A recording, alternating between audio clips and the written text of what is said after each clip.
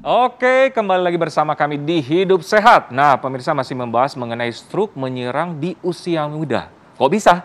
Nah, tadi Dokter Nurul ada statement, ada pasien Dokter Nurul sudah terkena serangan stroke pada usia 12 tahun. Benar. Itu karena apa dokter tadi, maaf? Itu karena obesitas. Obesitas. Jadi pasien ini gendut banget memang gitu. Faktor risiko lain sih nggak ada, meskipun memang harus dicari lagi faktor genetiknya ya. Iya. Tapi itu utamanya adalah obesitasnya. Obesitas. Iya. Nah, mungkin ibu-ibu juga di rumah nih makin penasaran nih, segede apa sih? Karena kan anak-anak sekarang tuh rata-rata tuh apa ya, gemuk-gemuk Iya. ataupun lucu-lucu gitu Iya. dokter. Segemuk apa sih dokter? Batasannya yang harus diwaspadai. Oke, ini sebenarnya harus dikonsultasikan lagi sama dokter anak ya, Ya. kalau anak-anak. Nah, namun kalau misalnya obesitas itu akan dinilai indeks massa tubuhnya. Benar. Jika indeks massa tubuhnya lebih dari 24,9, Ya. maka itu dinyatakan obesitas. Oke. Nah, itu udah harus berhati-hati tuh, sudah mulai harus lifestyle-nya dijaga, makannya dijaga, olahraga biar berat badannya turun. Seperti itu.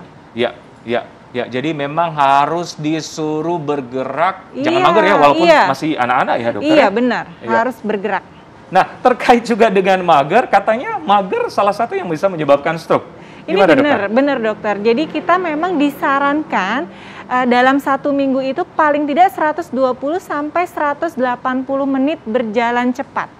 Oh, 120 sampai 180 menit. Berarti berapa? 2 jam sampai 2 jam setengah ya? Iya, dalam seminggu itu. Kita bisa total dalam seminggu Oke, seperti itu. oke, Misalnya kita oke. nggak sempet nih tiap hari. Tapi misalnya bisa kita menyisihkan waktu 3 kali aja dalam seminggu sejam-sejam. Itu udah cukup. Nah, apa pengaruhnya sehingga menyebabkan stroke, dokter? Oke, ketika kita tidak malas bergerak, maka metabolisme kita tidak bagus.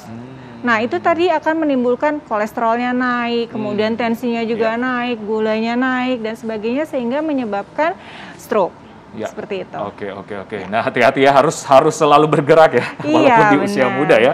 Nah, dokter, di usia muda katanya memiliki riwayat gangguan pembekuan darah lebih tinggi resikonya terkena serangan stroke. Fakta atau mitos? Ini fakta, Dokter Eklas. Oh. Iya. Jadi memang pembekuan darah itu kental hubungannya dengan stroke. Ketika misalnya terjadi pembekuan darah, maka aliran darah ke otak itu berkurang. Sehingga itu akan menyebabkan oklusi penyumbatan. Nah, ini tadi yang akan menyebabkan stroke tadi. Ini sering terjadi pada pasien-pasien COVID, itu beberapa 2-3% pada pasien COVID kan dia terjadi kekentalan darah, hiperkoagulasi. Nah, itu bisa terkena stroke.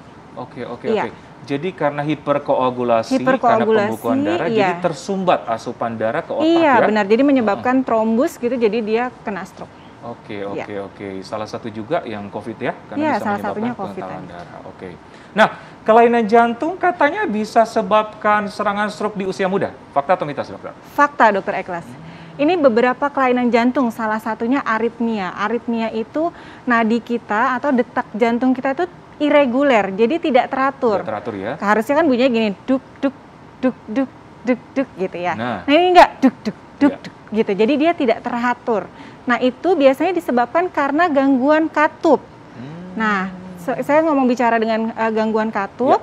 Gangguan katup lainnya juga bisa menyebabkan terjadinya stroke. Misalnya paten foramen ovale, jadi ada lubang di katupnya. Itu juga bisa menyebabkan jantung, menyebabkan stroke. Oke, jadi karena kelainan di struktur ataupun di anatomi jantung juga ya? Iya, ya? benar. Oke. Jadi memang harus waspada ya, dokter ya?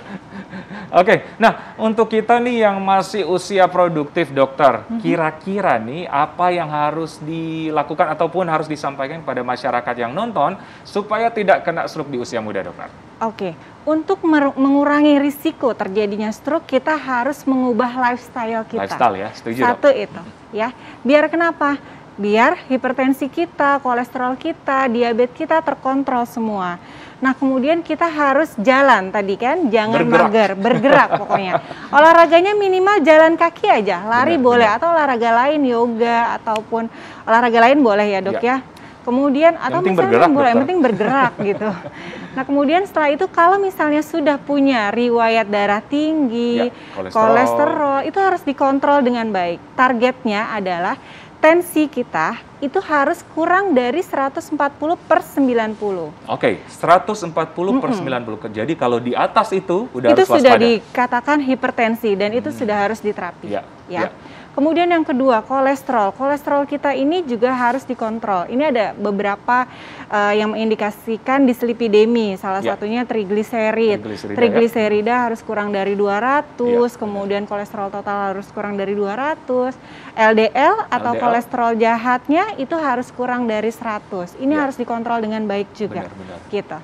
Kemudian diabetes juga harus dikontrol dengan baik. Target gula kita harus kurang dari 140. 150. Oke dokter, nah itu kan berbagai penyakit metabolik. Kalau makanan gimana dokter? Kalau makanan itu tadi, kita harus menghindari makanan yang terlalu tinggi garam, terlalu tinggi banyak lemak, kemudian kita harus diet tinggi sayur-sayuran dan buah-buahan gitu.